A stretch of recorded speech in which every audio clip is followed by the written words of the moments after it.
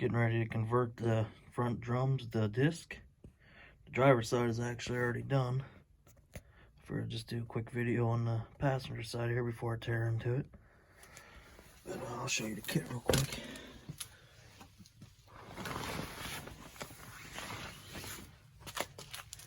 There's the front rotor, the caliper, bearings and caps, and there's the hardware.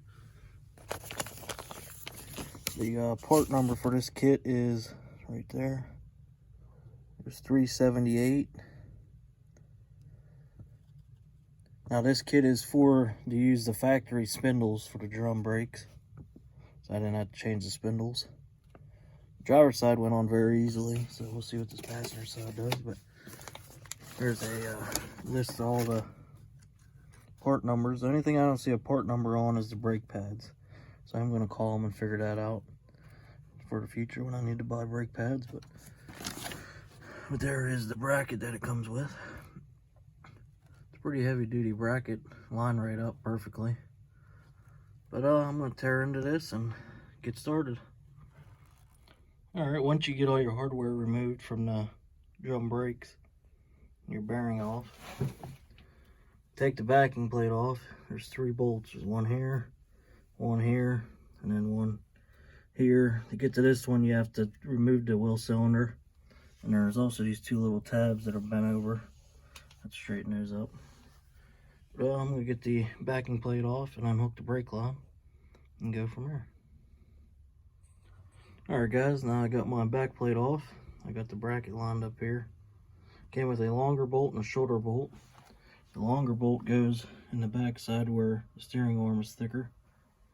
You torque those down to 85 foot-pounds. And then it came with this bolt here. I want you to Loctite this, and this one's going to be torqued down to 120 foot-pounds. I'll get this all snugged up, and then it'll be time to grease my bearings and put the rotor on.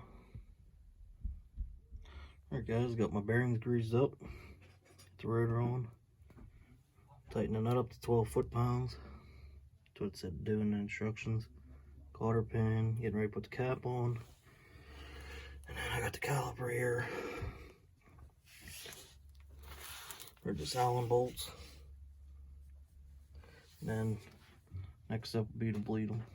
But we're not going to do that today because we're putting a new master cylinder on and proportioning valve. So I'll do that first and then bleed them all.